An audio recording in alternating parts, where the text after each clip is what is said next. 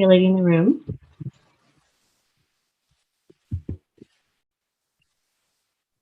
Welcome, and thank you for joining us for Princeton Brain, Spine, and Sport Medicine's first live webinar. Tonight, we have people viewing from Zoom, Facebook Live, and YouTube. This evening, we'll be hearing from neurosurgeon and founder of Princeton Brain, Spine, and Sports Medicine, Dr. R McLaughlin, who will be sharing how we can live healthier, more fulfilling lives. Before we hand things over to Dr. McLaughlin, I just have a couple housekeeping items to review. We've placed everyone on mute, but we do encourage you to ask questions throughout the presentation. For Zoom users, you can use the chat function in the bottom of your Zoom window. For those on Facebook Live, please use the comment section, and the same for those of you who are viewing on YouTube. We have people monitoring all of these venues, and we'll be answering as many of your questions as we can at the end of the evening. Now, I'd like to take an opportunity to introduce Dr. McLaughlin. He is a practicing neurosurgeon, an author, and founder of Princeton Brain, Spine, and Sports Medicine. He recently published a book titled Cognitive Dominance, A Brain Surgeon's Quest to Outthink Fear. This is available on Amazon. He is also a national and international speaker. In his spare time, Dr. McLaughlin coaches youth wrestling in Trenton and Princeton, New Jersey. Please join me in welcoming Dr. McLaughlin. Thank you, Gwen.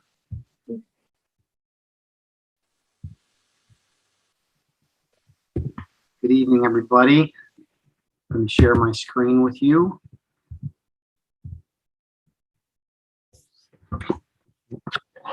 The title of this talk was inspired by the movie Limitless, starring Bradley Cooper. If you haven't seen it, I highly recommend it. It's a story about Eddie Moreau, who's a struggling writer facing unemployment and rejection from his girlfriend. And he realizes at the turning point of the movie that he has no future. It all changes when he tries an untested drug called NZT, and he immediately experiences enhanced mental acuity. He puts his life into overdrive, penning his first novel in one night, rising to the top of Wall Street over several months, and then ultimately winning his girlfriend back. It's an amazing story. Is it possible? Alchemists for 1,000 years have looked for the substance of life, the elixir of life, the philosopher's stone, the compound they've all searched for was something that would convey knowledge and wealth and health and longevity. I'm here tonight to tell you that something like that actually exists, and we can touch upon it tonight. In the next 47 minutes, if you stick around, I'll let you have a taste of it. And the beauty of it is that you can take it home and share it with your family and your friends. So let's get started.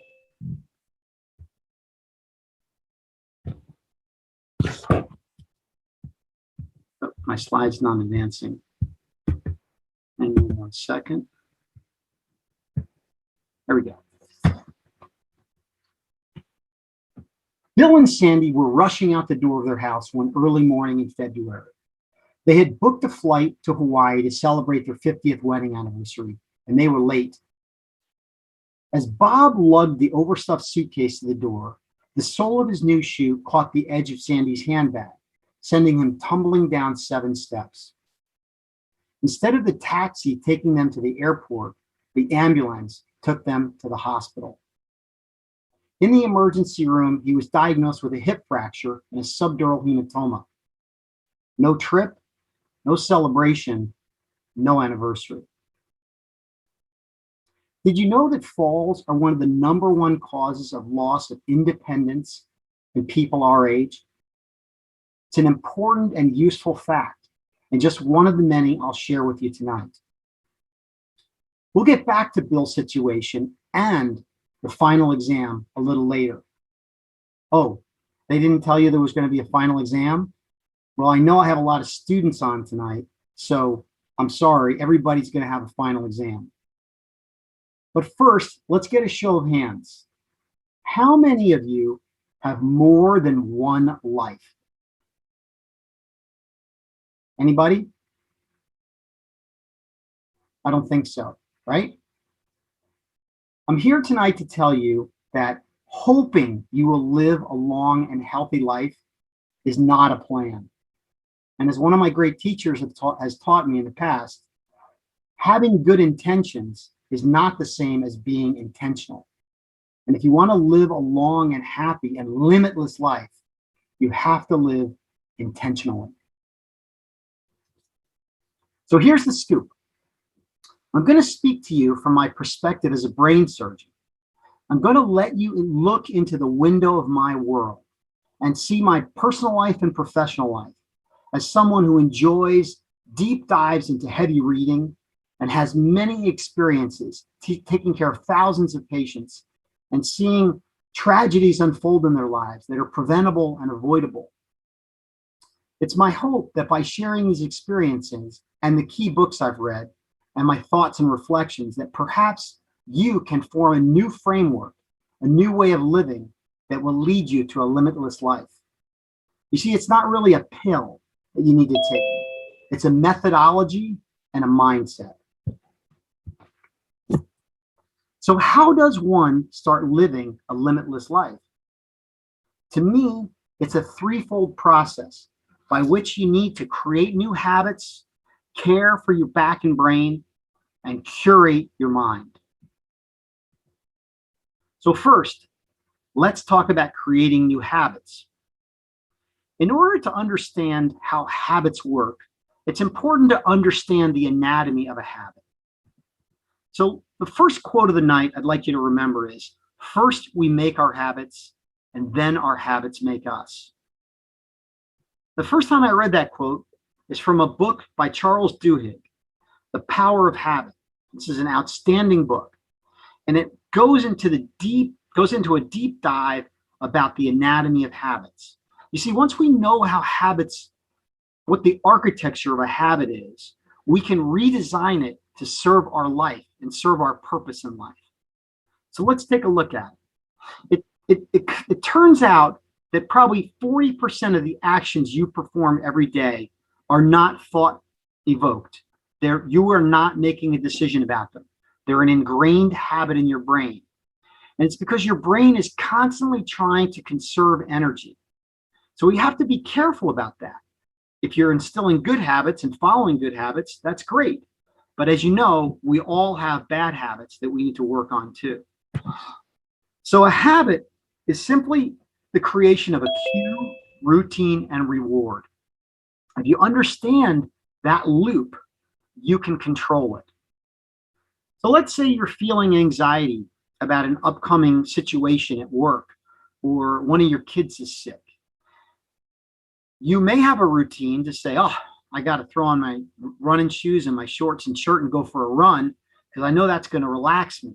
And you throw on your shirt and short and shoes and you run outside for an hour, and then you get that reward of that relaxation, that little adrenaline and oxytocin and dopamine release in your brain, and you feel better. Well, that's great. That's a good habit. But what happens if you feel that anxiety and you don't turn to a run, but you turn to Chick-fil-A, or you turn to a cigarette or a glass of alcohol? Then that same routine will give you a reward. There is a good feeling related to that activity, and that will be a setup for future bad habits and that same loop recurring over and over again. So if you can look at cues, which are almost always the same, they're the experience that you have, and when you feel that craving to do the routine for the reward, you need to ask yourself, what is that routine? And is that routine serving me or undermining me? And if you can instill a new routine where you're experiencing that cue, you can experience the reward and you can turn bad habits into good. It's as simple as that. So I'd like to instill a new habit in you tonight, a habit of looking around your house and your home and looking around your families and your loved ones' houses and homes and trying to find avoidable hazards. Anything that can trip you up by the stairs, any shoes that you've put to set down and bring down the stairs, anytime you don't touch the banister when you're going down the stairs, anytime the stairs aren't properly lighted. Those are all instances where you can take a quick spill. And I can tell you, I hear it in the emergency room all the time, just like I heard from Bill. It was just a quick moment. It was a little tiny turn and a twist in a bag that wasn't normally at the top of the steps, that was getting ready. They were getting ready to go to Hawaii. And he caught his foot on that bag. You've got to look at the stairs as a hazardous place, and a place that needs to be kept clean of all debris, an important place where you need to hold the banister whenever you're going down it. What about shoes? I can tell you, these flip-flops are a common cause of visits to the emergency room. Sure, I love wearing flip-flops in the summer too, particularly when I'm at the beach, but don't walk with them up and down stairs. Take them off, walk with your bare feet. There's no traction on these shoes. They often will slip out under you. You can land on your bottom and fracture your tailbone, or you can fall forward and strike your head. So another active habit you could form is to be consciously aware of ordinary shoes that could help you and not cause falls. And you can actually shop with your loved ones to get better shoes, people who might be at risk for falling. Lastly, there's a whole bunch of other hazards that you can see if you're looking and your mind is aware. Throw rugs in houses are very dangerous. Step stools in any person who's elderly in their house need to be removed. And you need to train yourself or your loved ones to move the cans that they used to reach up high for and bring them down on the first and second shelf. Remove anything that you're going to reach up or step up high for, because the chances are you're unlikely to go up and down that successfully every time you do it. And at some point, you're going to have a fall. So we've talked about habits. The first thing you need to do is you need to create habits in your brain of good health. And the second part of living a limitless life is caring for the machinery that you've been gifted. And that means taking care of your back and brain. The origins of this talk came from the hospital asking me to talk about brain health. And the first thing I thought of for brain and spine health is, if we want to nourish our brain and spine, we need to stop insulting it. There are so many things that we do that insult our brain and spine that we'll talk more about.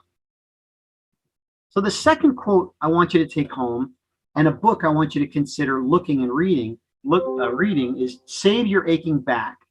This is a patient's guide. It's written by a colleague of mine, Stuart Idelson, and it's basically a user's manual for your spine. And I love Stuart's quote in here. He says, in order to save your aching neck and back, you must first understand it. And I'd like to just put in with that, in order to save your aching neck and back and brain, you must first understand it. Because once you understand the beauty of it and the complexity of it, I know you'll take better care of it. So we need to respect and protect and nourish our brain and spine from injury, and we need to treat it well. So let's talk a little bit about the amazing spine that we've been gifted. So first, a little bit of anatomy. You know, the spine is like a 33-story building stacked with floors, which are the vertebral bodies. And each of them serves a certain function. So the ones high up in your neck, the cervical ones, those bones are smaller and they allow for more motion. So you can turn your head and twist and bend. The middle part of your spine, the thoracic vertebrae, they are more built for load bearing and tend to be more rigid. So you can see that they have a different structure to them to allow to bear weight. They're kind of like the flagpole of your body. And then lastly, the lumbar vertebrae for movement, they actually have a little bit of both. They bear weight and they allow for movement. So you can see they're broad, but they also allow for movement. And these joints here allow for sliding back and forth. Then there's the tailbone, the sacrum and the coccyx, which also contribute to balance. It's important to know the structure of these of the spine so that we can care for it more. Because think of bone as a tissue, just like your skin or muscle. If it's not exercised properly, if it doesn't experience stress, it weakens. And what you see here on the left is an osteoporotic compression fracture. That's where one of the boxes of the bones has collapsed and imploded in on itself. So these fractures can be a significant source of pain, and sometimes they need to be operated on. And what you see over here on your right are two needles that have been placed inside the vertebral body, and a cement has been injected into the bone to fill that fracture and harden it, much like you squirt caulking into a crevice in your bathroom. It will harden and it will eliminate the pain. And that's something that we do in the operating room as spine surgeons. But I tell you what, just like Ben Franklin said, an ounce of prevention is worth a pound of cure. It's much better to keep your bones strong by exercising it and by feeding them proper nutrients so that this kind of thing doesn't happen. Here, you'll see right here is a cross section of a healthy spine. And I wanted to warn everybody here, we're going to be showing some anatomy specimens of people who have died of spine disease and have died of brain injuries. And some of these images are anatomical pathology specimens. And I don't show them to shock you or to gross you out. I show them in the hopes that we'll learn lessons from these people, that will honor their lives, and we won't repeat some of the mistakes that they've made in their lives, so that we can pass on the gift of knowledge both to ourselves and to our family and friends, so that we can prevent these things from happening. So this is a pathological specimen of a spine that you're looking at, and the reddish honeycombed area are the vertebral bodies. They're the boxes of bone. They're the weight-bearing component of the spine. And these white structures here are the shock absorbers. That's the rubbery cartilaginous space between the bones. It's sandwiched between the bones. And this arrangement allows for the bones to move and bend and twist and turn. These red structures here on the sides, you can see, are muscles that are attaching to the spine. And you can see the delicate balance of the muscles and how they're very symmetric side to side. So this is a healthy spine. And on this side, here's a side view of a healthy spine. You can see the honeycombed box of bone that bears the weight, and the shock absorber here that allows the weight to be dispersed over the edges of the bone. Down here, what you see is a degenerated, severely dehydrated, worn out spine where the disc has completely lost its fluid. You can see that the tissue is yellowish and much more firm, not as rubbery and elastic as the white tissue up here. You can see that there are changes in the bone here, this whitish area. This is scarring. This is hardened bone that's forming in the honeycombing, which is something that comes as a result of the shock absorber not doing its job. Think of the shock absorber in your car. It's not working properly. It's not giving the proper spring. That when your car hits a pothole, that energy is going to be transmitted right to your car, and it's going to damage parts of your car if you don't have a proper shock absorber. So we see these enlarged bone spurs here that can pinch on nerves because they formed as a result of this dysfunctional spine unit. And again, on the side view, we can see the same, the degeneration of that disc shock absorber and some bulging into the spinal canal where there's some compression of the spinal cord. So this is what we want to avoid. How do we avoid it? Well, the spine is balanced think of it as like a circus tent. The middle part of the spine is the post of that tent, and the flaps of the tent and the covering of the tent are all tied down and tamped into the ground equally, and there's a perfect balance there. But if we end up pulling a muscle and not rehabbing it properly, or if we end up using one side of our head more than the other too much, and we don't flex and stretch and do exercises that balance our spine out, those tent poles become cockeyed and one forms a little bit off, and that can form a cascade of degeneration in your spine. So it's truly important for you to stretch your neck and stretch your muscles. It helps with your joint health and allows you to move better. And when you're moving better, the wear and tear on those joints is going to be significantly reduced. So think of yourself as this finely tuned, balanced pulley and lever system that needs stretching and strength of both muscle groups. So you can't just go to the gym and work your biceps. You need to go to the gym and work your biceps and your triceps, the opposing muscle, and you need to stretch your biceps and you need to stretch your triceps to have a fully healthy muscle. Similarly, in your neck, you need to do that. What about ergonomics? That's another way we can minimize the trauma and wear and tear on our spine. It's important for you to have your computer at eye level with a nice, proud posture and some curvature in your spine with maybe a pillow behind your back so that you have a little curvature in your lumbar spine. Similarly, when you're standing, get your shoulders back and your head up.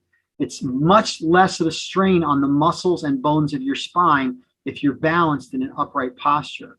When you're sitting in a posture, when you're standing or sitting in a posture like this, all of the muscles of your back are working overtime to keep your spine up. And that's many times the source of severe back pain. Finally, when you're sleeping, people constantly ask me, what kind of pillow should I use? I got an expensive pillow. It's Tempur-Pedic. It's this, it's that. The fact of the matter is it doesn't matter what pillow you have. It matters how thick and firm it is so that it keeps your head in a neutral position when you're sleeping. Some people ask me, should I sleep on my side or my stomach or my back? It doesn't matter. You can sleep any way you like. Just keep your head in a neutral position. That means if you lay on your back, don't have two pillows that have your head flexed with your chin down. If you sleep on your side and you have broad shoulders, make sure that you have pillows that are firm enough when your head lays on them to keep your head straight, not tilted like you're talking on the phone. Everybody knows when you talk on the phone too long like this, what happens to your neck? You get pain. Well, if you continually do that at night when you sleep, you're going to have wear and tear on your spine that you don't need. So let's talk a little bit about the brain. Important to understand the functions of the brain as we move forward. What you're looking at is the most complex microprocessor in the universe, right here. You have your neocortex or your thinking cap part of your brain, and then you have your brain stem. This is the area of the brain that performs automatic functions. We can see on the underside, we can see the brain is broken into different lobes. This is the frontal lobe, the temporal lobe, and we'll talk about their functions. This is the cerebellum, the coordination center. The brain is protected beautifully, naturally, by our scalp, and then our skull, and then the covering that's under the skull called the dura, and then finally under the dura is a fluid called cerebrospinal fluid. And that's the space that sits right here where fluid sits between our brain and our skull. And the spinal fluid functions like a Dr. Scholl's padding so that when we do have a fall or we do sustain a concussion, it has some cushion, it has some give to protect the brain from getting that kinetic energy of that force. So we do have some protection there, but we also have to be careful that we don't insult our brain with injuries. So just a Worldman anatomy tour, frontal lobes involved with planning and thinking and future events. Parietal lobe, which is associated with space and time, knowing where our body is in space and time. The occipital lobe associated with vision, and the temporal lobe associated with memory. The cerebellum is our coordination center. And the frontal lobes are primarily composed of gray matter, which I call the thinking cap part of your brain, whereas the white matter are the cables that sit under the gray matter, and they connect all of these cells, different cells together. And that's kind of like your Verizon network. That's where all the crosstalk is happening. That's where your body knows where it is in space and time. So let's do a little exercise so that you can understand how the brain processes information. Everybody, read these colors aloud.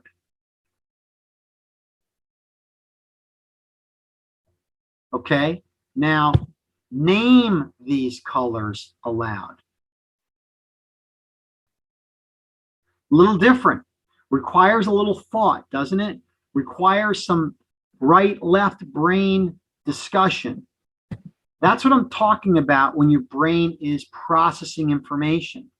So one of the things that can insult our brain is a concussion, right? This is an MRI study right here of a normal brain, and this over here, this image on the other side, where there's a blackout of those fibers, particularly in the back here, that's a patient with a concussion. So you can see that even though externally a person may look normal, their brain is not functioning normally. Years ago, and I see Coach Fort's on the line there, so I know he used to do this when we would bump our heads in practices. He'd go, show me how many fingers do I have hold up? How many fingers do I have hold up? Well, that was a good test many years ago, but now we know that that's really not checking the processing of the brain. That's why we're digging deeper and we're looking into recall. We're looking into coordination and balance and testing people. And you can see these elaborate concussion tests that we're performing out the side of sporting events to make sure athletes are safe. And we've done a really good job protecting athletes and keeping them out of competition when they've had a bona fide concussion. Another insult to our brain is if we happen to play sports that have concussive blows to our head. This is a picture of Harrison Martland. This is a doctor who is a pathologist in Newark, New Jersey. And I remember my grandfather telling me stories about Harrison Martland and how he really was the first person to discover dementia pugilistica. What he found was that boxers were in their middle age developing slurred speech. They became very garrulous, very easily irritated. They became non-functional and really just kind of became unraveled in their midlife after their boxing career. And he began looking at specimens, and he was the first person to identify a boxer's brain, which is now described as chronic traumatic encephalopathy. So that's CTE that you see here. So here's a normal cross-section of a brain, looking at it basically as if this person was facing us. And you can see here's the gray matter, the thinking cap on the top, and here's the white matter here, all connectivity, all the wires. And then this is the normal mass of the brain. And then down here you can see how these holes are bigger. These holes are bigger because there's atrophy of the brain tissue. The tissue that was here is now atrophied. It's shrunken, and you can see that there's deeper crevices in the brain here and here compared to up here. And this person has had a chronic injury to the brain and suffered dementia and died from chronic traumatic encephalopathy. And what we see under the microscope are these brown pigments in the neurons called tau. It's a protein that basically conglomerates or congeals on the inside skeleton of cells and stops the cells from being able to transport materials, so then the cells die. And we're learning more and more about CTE, and clearly boxing is an insult to the brain. And I'm going to come out and say boxing is a sport that I think should be abolished now that we know what happens when people box. Football is another topic, a long discussion. Clearly, we can make things safer in football, but we need to be thinking about this if we want to take care of our brains. What are other things we can do to protect our brains? Well, again, remember now, this is an autopsy specimen. This is a patient who passed away from a brain injury, and you can see this space I talked about before. This is the space where the spinal fluid sits. It allows for a cushion. But what happens sometimes when we have a severe blow to the head is a blood vessel will break and will bleed and push on the brain tissue. So what you see here in the middle, this red gelatinous area, this is a blood clot that's pushing on the brain that caused this patient to die from an epidural hematoma. This was a skier who skied accidentally into a tree. They were not wearing a helmet. This patient over here was a person riding a bicycle. This is another type of blood clot called a subdural blood clot. This is blood that's under this leathery covering, and this blood clot formed, and this person passed away. They were riding a bicycle without a helmet. Simple, avoidable, preventable things. In this day and age, you know, a helmet when you're skiing or biking is a basic thing.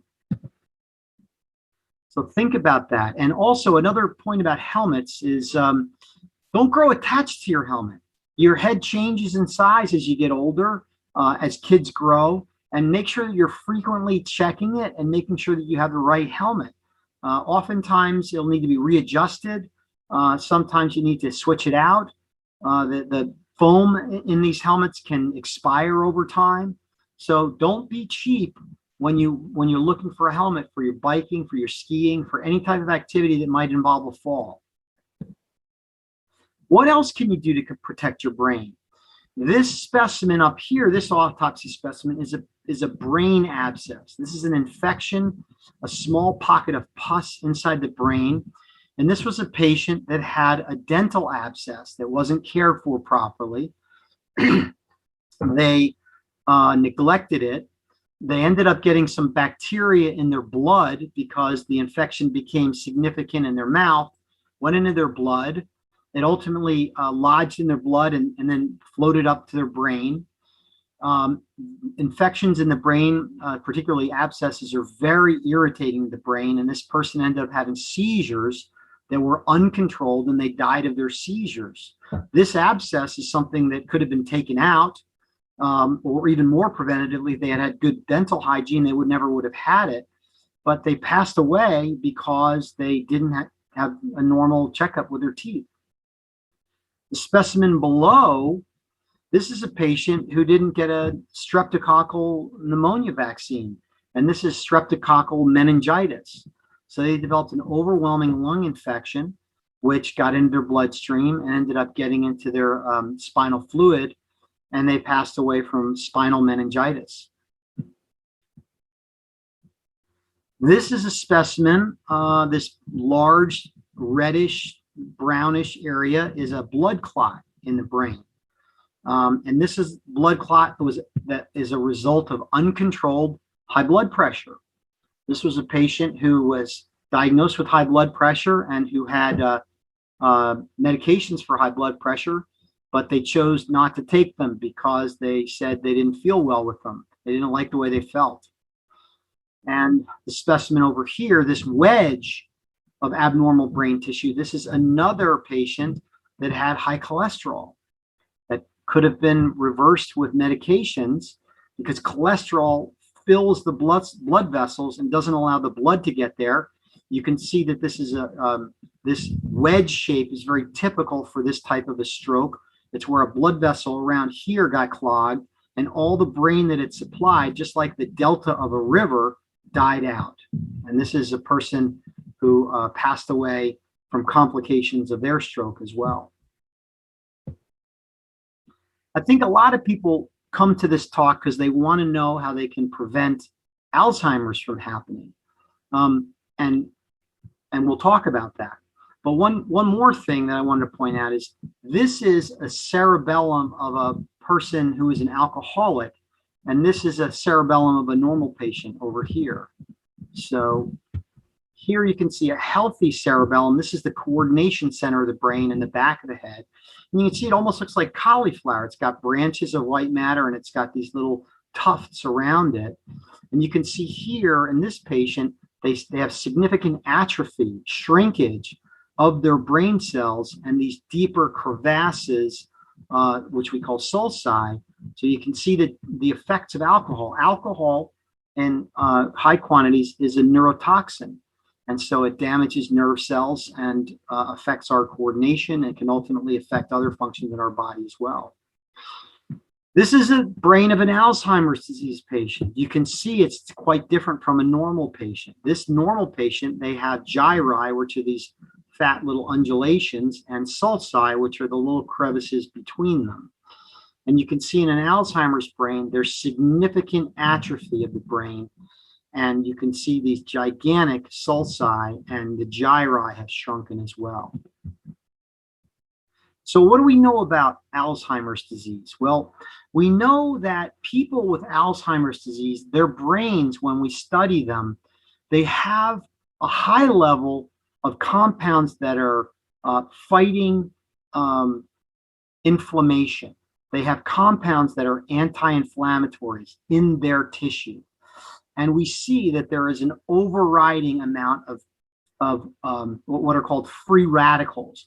These are ions that are like damaging to the brain tissue. They're inflammatory. And think of it almost like as rust.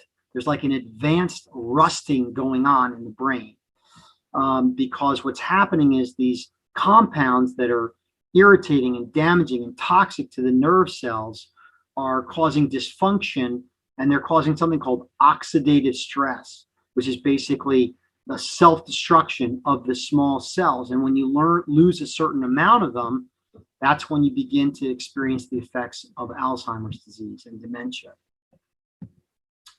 So what can we do to prevent it? Well, there's clearly some nutritional advice I can give you, and clearly some lifestyle advice I can give you. So what are those things that we can do? Well, we can clearly monitor our cholesterol and make sure that it's healthy. Remember, low cholesterol, LDL cholesterol, think loser, it's not good. High density cholesterol, HDL, is healthy, H for healthy. We want to, if we're diabetic or borderline diabetic, we want to monitor our blood sugars carefully. And we want to keep an eye on our blood pressure. You can buy a blood pressure cuff now on Amazon, probably for 20 bucks, 30 bucks. It's worth it to check your blood pressure and monitor it. Even just having it in the house and checking it once a week is going to be a step towards better health. What else can you do?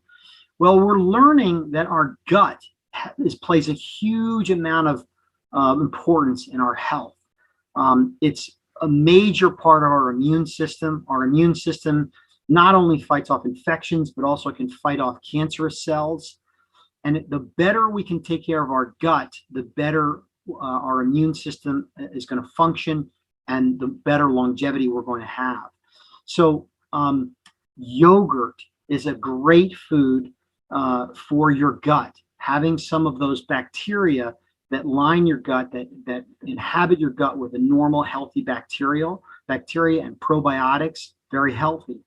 The berries that you can add, blueberries, raspberries, flavonoids, they contain free radical scavengers, chemicals that literally smother those ions that damage the nerve cells.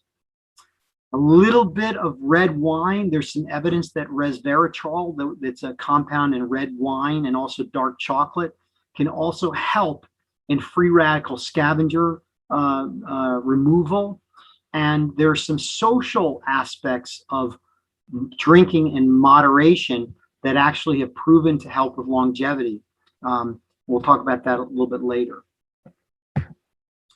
What can we stop eating? Well, we know that the precursors to beta amyloid are trans fats. Trans fats are what we get in our onion rings, in our hamburgers, in our fried chicken. Those kinds of foods, you're literally feeding your body the building blocks of plaques and tangles that come up with Alzheimer's disease. So important for you to understand that you need to keep those foods to a minimum. There's a large amount of evidence that suggests that the Mediterranean diet is really the best way to go. That's a diet that has low meats, typically pork. Also, it has legumes, vegetables, nuts, fruits, high in polyunsaturated fats. This diet has been proven, among many other things, to add to long life. There's another book out there called The Blue Zones by a guy named Dan Buettner, a National Geographic author. And he talks about these 5 zones in the world where you're 10 times more likely to live to 100. And what they found was that these people were eating a Mediterranean diet. That was one of the power 9 that they came up with. The others, and we'll talk about them, were having a good social life, having friends and family, being close to your family, having motion in everything that you do. These places on Earth, Okinawa, Loma Linda, places where people had incorporated some type of exercise with their work, whether they walked to work or whether they had some kind of activity during work. Many of these places didn't have a word for retirement.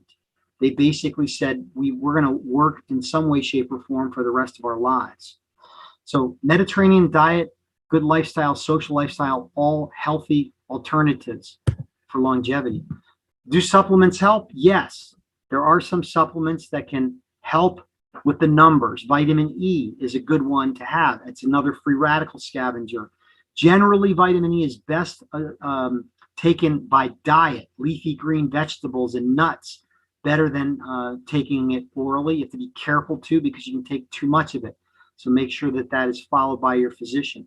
B complex vitamins help with nerve repair and regeneration. Niagen is a newer one where the research is suggesting it helps with our mitochondria, the powerhouses in our cells. Vitamin D helps with strengthening our bones. We need to take strong bones, healthy bones into old age. Omega-3 fish oils, clearly, again, something that will make our blood a little more lubricated, less likely to have a stroke, and free radical scavengers. And folate also is very good for spine health, particularly in young and middle-aged women. What about fluids? I tell my wrestlers every day, there is nothing better ever than water for your body. There is no electrolyte compound designed that's better than water for your body. Yes, sometimes we can lose some electrolytes, and sometimes some watered down Gatorade or some watered down electrolyte juices are good. But the best hydrating agent is water.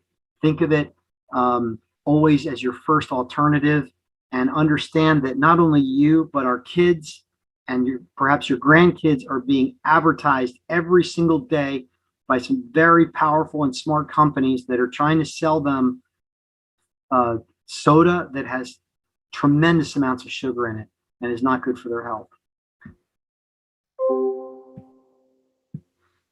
Exercise. We have numerous studies that show that exercise increases blood flow to the brain. Exercise causes a release of the body's own antidepressants, and it obviously strengthens bone, strengthens your heart, which pumps blood to your brain and keeps your blood vessels more elastic. So this is a study on your left that shows a person at rest, sitting quietly. And this is a heat-related study which shows blood flow to the brain in different areas after a 20-minute walk. So I'm not talking about serious, hardcore, 2-hour in the gym workouts. I'm talking about brisk walking, making exercise a daily part of your life. It's critical. Sleep. We need to think carefully about sleep. It's one of our most neglected nutrients. It's important for your brain to have that sleep time period. It's interesting, your brain doesn't stop working. In fact, it's just as active while you're sleeping as when you're awake, but it's doing downloading functions, it's pruning things, it's sorting memories, it's processing things that you didn't think of, or subtle ideas and thoughts that you had during the day, and it's disposing of useless information.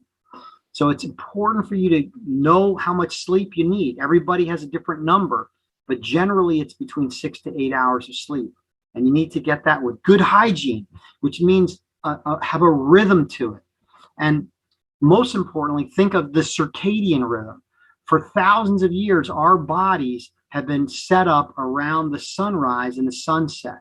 So the more you can do your sleeping in the darkness, and the more you can do your waking in the lightness, the more likely you're poising your body to do what it was supposed to do. So don't fight that. Understand it and work with it. Get that rhythm in your life.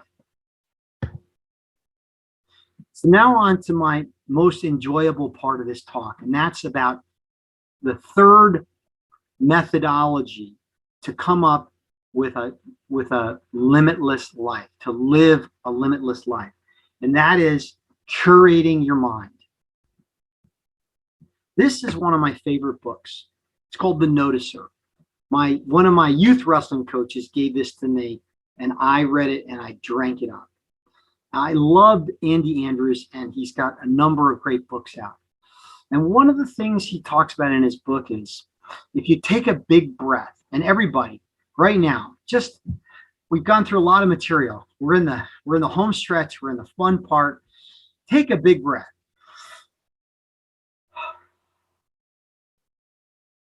Now, what's that proof of? That you're alive. And if you're alive, then the most important part of your life has not happened.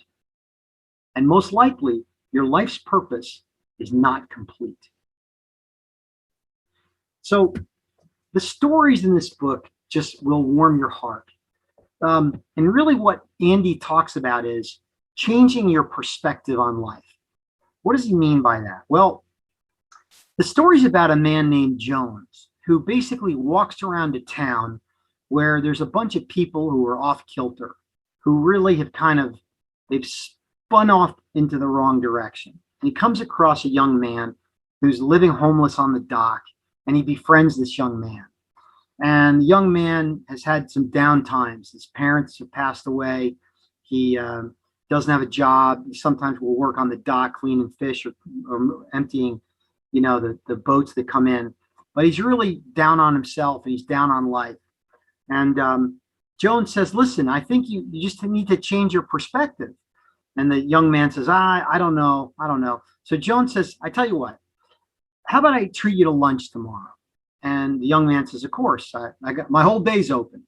So Jones takes them to the pier, and they walk out on the pier the next day, and he's got a brown bag, and the young boy's excited because he thinks he's going to get a big, nice submarine sandwich or something delicious. And Jones takes out a can of sausages and a little can of sardines. He peels open the sardines and he peels open the sausage, and he hands the jar to the boy, and the young man takes the sausage and the sardines and eats it and says, so what do you think? And the boy says, well, the young man, he says, well, I was hoping for something better. I really thought that, you were going to treat me to something good. And he said, well, what are you eating? What are you doing?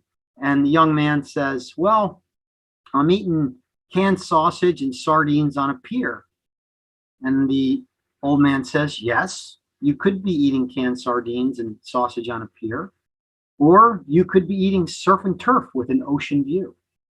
That's what I'm eating. So the premise of the book is, what is your perspective on life? And the story, the most powerful story in this book, is a story about a guy named Norman Borlaug. Now, you probably haven't heard of Norman Borlaug. And I always ask in all of my lectures, does anybody know who Norman Borlaug was? And maybe, Gwen, you can look in the chat, but most people don't know. And I'll give you a hint. If you're ever at any of my lectures and I ask you who somebody was, say he was a former wrestler, and you're probably going to be right. Sure enough, Norman Borlaug was a University of Minnesota wrestler. But his real claim to fame was as a botanist in some laboratories in Mexico funded by the United States government. He created a hybrid strain of dwarf wheat and corn that could live in arid climates. He basically came up with wheat that grows in the desert. And his discovery over the last 60 years has been described as a discovery that has saved 2 billion lives. That's pretty amazing, isn't it? But you never know what the actions of one person may have on the impact of somebody else. So, interestingly, Norman Borlaug became interested in botany when he was a kid. Norman Borlaug became interested in botany and was appropriated funds by Mr. Wallace, who was the vice president of the United States at the time. He appropriated funds for Borlaug's research, and he appropriated the funds because he had an amazing interest in botany as well, and he loved botany. And the reason he loved botany because when he was a kid, he began to take walks with a young 19-year-old Iowa State student. And this Iowa State student would kind of babysit him when he was 6 years old and take him on walks and teach him about botany and the power of botany. You know who that 19-year-old Iowa State student was? George Washington Carver. So did Norman Borlaug save 2 billion lives, or did Vice President Wallace save 2 billion lives? Or did George Washington Carver, who instilled the love of botany in Vice President Wallace, save 2,000 lives? You never know what wrinkles, what drops in the pond, what ripples will cause the effects in the future. It's fascinating.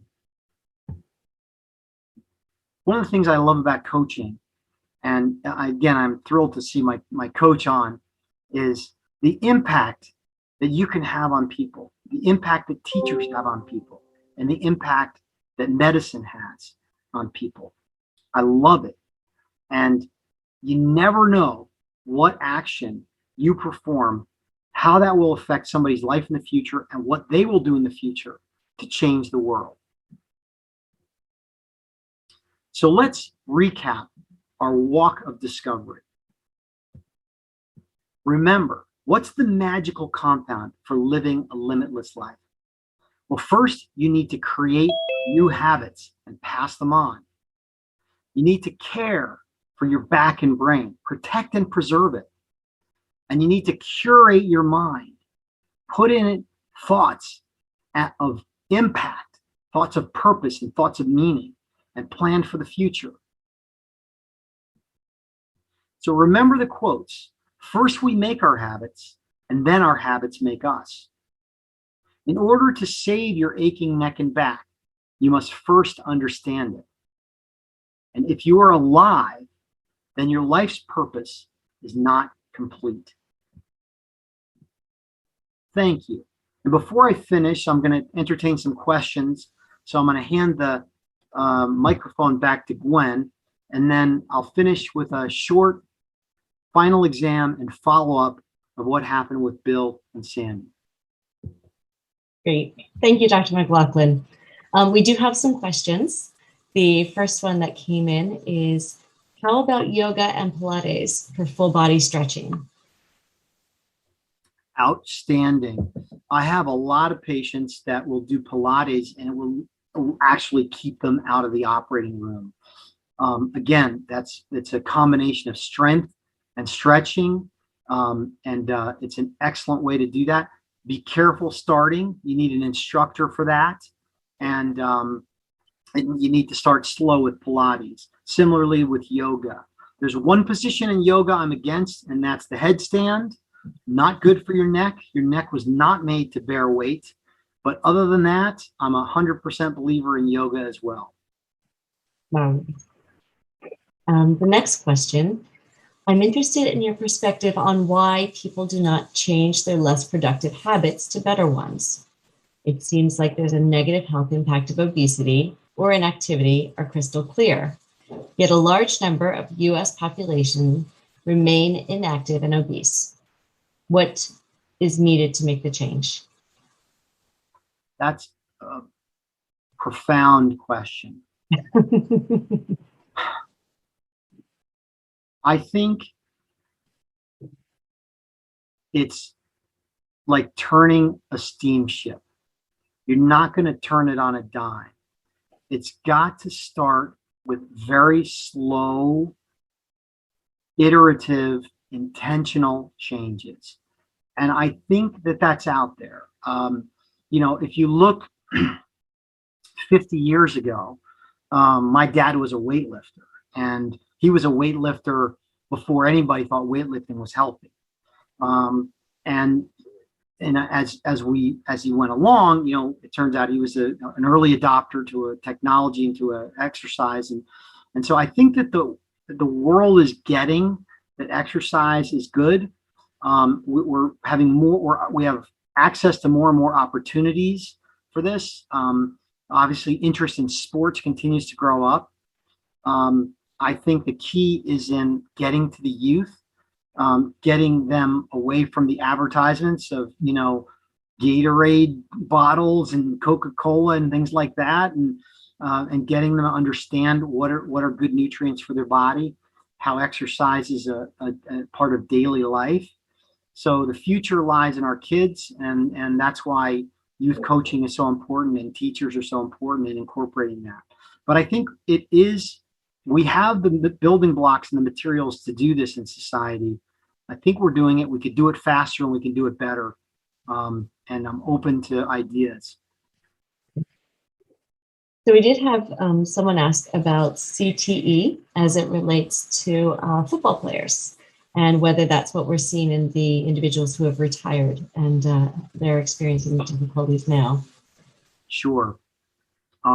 There's no question that CTE is a disease that you are 100 times more likely to get if you are an NFL football player compared to other people that have it. So professional football is clearly a high risk factor. We don't have strong enough evidence that college football is. It's certainly possible. It's on our radar screen. It needs more research. We don't have any evidence that high school football is a cause of CTE. And I'm still a big believer in youth sports. As we just talked about, there's a obesity problem in the United States, and I want kids out on the front lawn playing football. And I believe that football is still, when administered and coached properly, is a safe sport for high schoolers and college athletes. I think it gets a lot more dangerous when you step up to the next level, and those people are professionals and they're making decisions and they're aware of their decisions now. It's a disease we still don't know a lot about. There's clearly some evidence that it may be occurring in our military after mine blast injuries and firing of high velocity rockets.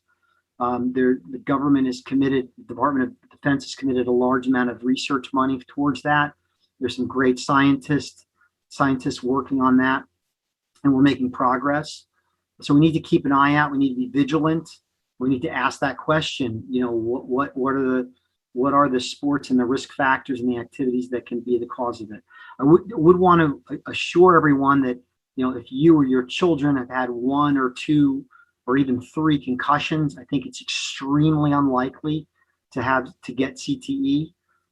Yes, a concussion needs to be diagnosed properly and treated properly, but it's still extremely unlikely. It's not something you should be worrying about, other than figuring out what were the causes of the concussion and could it be prevented in the future. Thank you. What do you consider to be the most important protective measures against Alzheimer's or other dementias? Number 1, dietary. Important to convert or gradually convert to a Mediterranean diet. Number 2, something called cognitive reserve, which I didn't mention, but it's important to think about. And what cognitive reserve is really your brain is a repository of information. And the more you put in there, the more side channels those nerve cells are going to have to adapt. In other words, if you've got 10 brain cells that learn something and you lose one to a stroke or maybe to a cell that dies, you got 9 others backing it up that might actually come through with what you need to think about. Mm-hmm. There are many autopsy studies that happen where a pathologist will look at a brain grossly and say, oh, there's a lot of atrophy here. I bet this person had Alzheimer's. And in effect, when we look and do the research, the person was highly educated and they didn't demonstrate any sign of Alzheimer's at all. And we find out that they were a lifelong learner. They were somebody who was reading, doing crossword puzzles, and learning new things up till the day they died. And so that's what we call cognitive reserve. If you can continually be taking in information, whether it's through reading, whether it's through listening, whether it's through writing or working or learning new skills, your brain is going to have more alternative pathways to function, and you're less likely to exhibit signs of Alzheimer's disease. It's not always possible, but those are two of the best things you can do. Wonderful, thank you. My next question actually comes from Facebook, and they ask, is there any way to reverse the secondary damage done on the cellular level by TBIs? Or if one has dealt with multiple concussions, is there any way to protect against CTE? Great question, and sounds like it's coming from one of the medical students or pre-meds. Right now, I know of no research or breakthrough on how to prevent CTE. I know that there's a lot of research going on related to that. The first part of the question was, read the first part of the question again. Is there any way to reverse the secondary damage done on the cellular level by TBIs? Yes. So when we talk about secondary injury, so that's when people have a closed head injury, that's the primary injury. And then if they're unconscious, or let's say they're not breathing properly, or their blood pressure is low, and they're in the field, right? That's what we call secondary injury. That's when the brain is vulnerable and it needs blood, it needs oxygen, it needs rest, and it's not getting it. So the sooner we can resuscitate somebody, get them to the hospital, get them into a neuro ICU, the more we can reduce the secondary injury. That's keeping their blood pressure high, not letting them drop their blood pressure, making sure that they are fluid, their IV fluids are appropriate, that their blood is optimized. So there are ways of diminishing secondary injury, and that's with the interventions. Now, in a minor closed head injury, what we're trying to do is give people cognitive rest, try to keep them away from blue light, try to keep them away from deep cognitive thinking. These are hard things to do. What I usually tell people is you can do your daily activities, you just can't do them with a depth and the vigor and the duration that you have before. So you can read, but just read for 15 minutes, take a break, go for a walk, change activities, meditate a little more, get a little rest, schedule a nap. All those things are ways to let your brain recover and reboot from a concussion. Do I have evidence that that's on a cellular level is changing? No, we definitely do in the hospital setting with people with severe head injuries. Great, thank you. Now you'll have to bear with me. I'm not sure if I'm pronouncing this correctly. Somebody asked, what about Reuteri, Reuteri? I'm not sure that I understand that. It's L and then a period and Reuteri. I'm not familiar with that compound. Okay. We'll come back to that one then if they ask additional questions. The tips that you've provided help with reducing brain atrophy from aging. What do you think of meditation? I love it. I'm a huge believer. I've probably meditated over 600 times in the last 3 years. I try to do it every day. Some days are tough because I'm called in and I don't get enough sleep and I need to sleep. I prioritize sleep over meditation, but it's part of my morning routine. There are a lot of scientific studies that show meditation increases the cortical thickness of your brain in the areas of your brain that are involved with what we call the awareness centers of your brain, where you can be more comfortable with what's going on. It's called the default mode network. So your brain has a series of networks that it uses at different times, and the default mode network is the sort of intuitive, introspective, open-minded, tolerant part of your brain that you can develop with meditation. and it can strengthen that. So I'm a big believer in it. The app that I love, I highly recommend, is one called 10% Happier. Another great book by Dan Harris, 10% Happier. They have an app. It's the best $100 I've ever spent on the internet, and really it's packed with a number of beginner meditations, and it takes you on to some advanced stuff. There's great knowledge in the lectures that are there, and I highly recommend it. And again, it's one of those things where if you haven't done it, you got to start slowly. You can't just dive in and sit for 20 minutes and say, I meditated. You got to build that muscle. 1 minute, 2-minute meditation is perfectly fine. Sometimes I just take a 30-second meditation when I'm in the operating room to take a quick break after I've been concentrating for a long time. So good book, 10% Happier. And another good one is Natural Meditation by Dean Slider. Great. In these days of the pandemic, there has been a greater prevalence of isolation and a reduction in social interaction. What do you think has been the effect on our health, well-being, and perhaps longevity? Another very thoughtful question. I appreciate it. It's been good and bad. You know, we're here talking today. I'm looking at a group of people that didn't have to drive anywhere, didn't have to burn any fossil fuels to come to the meeting. I'm looking at old friends who were on the screen, old coaches, people from all over the country. This is remarkable how we've jump-started our technology to become closer. So that's important. The downside is the human touch. People crave that. I crave that as a doctor. I know my patients crave that. That's been a real downside, and something we need to get back to when it's safe, no question. It's not safe now to do that without gloves or protective equipment. Having vaccines is good, but that is absolutely a detrimental part of it. So, like anything, it's the paradox. There's a paradox, and opposites don't negate each other. Opposites abut next to each other, and the interface is where the meaning of life is, really. So we got to take the good with the bad, and we need to make resolutions to be physically closer to people when we can, and do the best we can.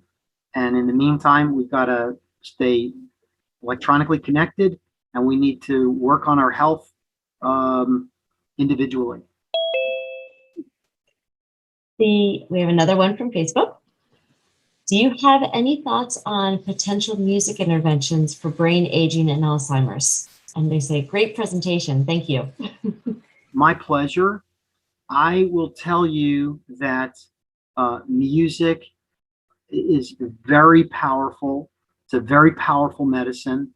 I've seen patients with advanced Alzheimer's sing songs, lyrics of songs that they knew from their childhood and from their middle age.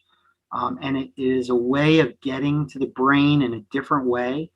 I mean, why do 75,000 people go into a stadium to watch one person or a band play? It's because it's deeply rooted in the deepest parts of our brain. I'm a huge believer in music therapy. Music therapy can come in many forms. First of all, it's the stimulation of old memories with songs and familiar songs. There are some very interesting, well-done scientific studies on synchronizing hemispheres with different sounds, which I've experienced myself, and it can help in concussions and can help in certain brain diseases. And then lastly, I just think it's something that enhances performance.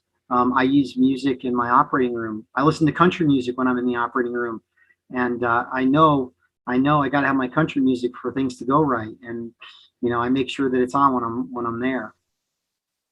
Awesome. So this one is from YouTube. It says, hi, Mark. Thank you so much for this brilliant talk. My mom is 89 and has Alzheimer's. Will taking care of my brain with diet, exercise, intellectual stimulation, and staying social protect me? Yeah, I'm sorry about your mom. And I know what you're going through because I went through that myself with my family, with my mother. And it's hard. It's hard. Um, yes, the answer to your question is yes. Definitely what you're doing is correct. Um, Important for your complete body health, which is what you're doing. And keep an eye on the research. There are some genetic studies that can look at certain genetic patterns that can predict an early dementia. I'm going to imagine that you probably had that test already. If not, that is available, and you can speak to your neurologist about it. But really, at this point, that's the best thing you can do. Cognitive reserve increase, continue to maintain that curiosity of life, be a lifelong learner, eat healthy, and protect your brain. And actually, the supplementary question from YouTube was, how much does genetics determine Alzheimer's risk? I think it's a factor. It's not a major factor, and so there is a certain form that can be checked for genetically, but other than that, that's usually the early onset. But other than that, essentially, you can just take care of yourself and do the best you can. next question is vitamin B12 best for supplementation? Also, with patients who have fibromyalgia and experience fibro fog, do you recommend the same measure to help their cognitive function? Well, certainly B complex vitamins are good. All B complex vitamins are good for nerve repair. If we have somebody that has a neuropathy, that's definitely something we want them on. B12 is a good one. However, you want to be careful. You don't want to get too much of that. That can cause a neuropathy. And then the last part I was going to tell you was, I'm sorry, what was, just refresh my memory, what was the question again? B complex, oh, fibromyalgia. Yes. Yeah. So fibromyalgia, tough disease to have, tough to treat. The number one thing, in my opinion, to treat fibromyalgia is exercise. And I'm talking about in the form of weightlifting, calisthenics. Those are important things. We do know a lot about exercise. It's probably one of the best painkillers and antidepressants we know. Compared to any medicine, it's probably the best one. So that's a regular exercise regimen. Causes your body to release endorphins and dopamine, and the growth factors that will help prevent the pain that you experience with fibromyalgia. And it's also an antidepressant. It's a potent natural antidepressant. Those would be the two things I would recommend for fibromyalgia, in addition to having a good rheumatology evaluation to make sure there's nothing else going on. Great. We have time for just a couple more questions. And so the next question is, do you have any data on the brains of vegetarians compared with meat eaters? I should probably consult my wife on that one. I bet you she knows. I don't know the answer to that question, but I'm going to look that up and I'm going to post it. If I find anything, I'm going to put it on my website because it's a great question. And I really hope that meat eaters are better than vegetarians, but I don't know because I like eating meat. And we can post that as a follow-up question also on Facebook, so keep your eyes open. Absolutely. Absolutely. What about patients with Parkinson's? Do you have any specific recommendations?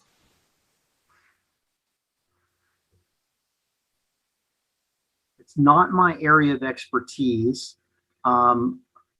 I would say that, Parkinson's is primarily a neurotransmitter depletion problem and the death of cells that create dopamine in your body.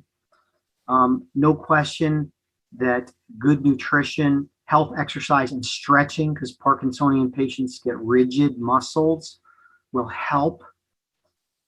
I don't know if the American Neurological Association has any dietary recommendations for Parkinson's. I would bet that it's similar to the Mediterranean diet, but I don't know that answer. And I will make sure we post that as well if there's any good evidence. And it may take me a week or two to sift through the literature to see if there's any good evidence for a Parkinsonian diet that's beneficial. A good question. That's why I love these talks, is I learn too, and I will look that up for you. Great. And so we'll close out. We just had a note from Jane, who had asked the earlier question about L reuteri, and I do apologize if I'm pronouncing that incorrectly. She shares that it's a probiotic that can be taken as a supplement, and it's naturally found in foods such as aged cheese. It's been mentioned in lectures by doctors on PBS specials, and she just wondered if we had any information on its benefits. No, thank you for educating us. If it's a probiotic, I'm for it, and I will do some more research on that. I have one more question here. I think that's everything for this evening. So thank you everyone for joining us. And before we close, I'd like to pass this back to Dr. McLaughlin for our final words. Great, thank you. Let me just switch back to my screen again for a moment. Of course, like that, it's not advancing. All right, so an update on Bill and Sandy. Well, Bill had his hip surgery, and fortunately the subdural was not operative. It resolved on its own, and fortunately they were able to celebrate their 51st anniversary in Hawaii, and they are staunch advocates for keeping a clear stairwell. The message today really is, you don't have to work in an operating room to save a life. You can do this. Take this information home with you. Share it with your loved ones and your friends. Go to people you know and check their houses out. Take a look around. Look for hazards. Create that new habit. The pursuit is worth it. So there's always going to be someone who will benefit from your choices to make and live a limitless life. The pursuit is well worth it. Here's your final exam. What are you going to do in the next 24 hours that's different? What will you commit to make a difference in your life and others with respect to this talk? I'm going to give you 3 suggestions. If you want to do a low-level commitment, share it with your friends and family. If you want to do a mid-level commitment, buy the books I talked about and read them. They're fantastic. And they're chock full of more information than I could have ever shared with you in this 50 minutes. Or if you really want a high-level commitment, email me. My email is on this right here, m.mclaughlin@princetonbrainandspine.com. Email me between the hours of 5 a.m. tomorrow morning and 7 a.m. tomorrow morning. And put in your email your cell phone and what you were inspired by in this talk. And what I'll do is I'll reach out to you when I get a free moment, and I'll help you get started. I'd love to help you. I love helping people and be of service. Thank you for your time tonight. Have a great evening.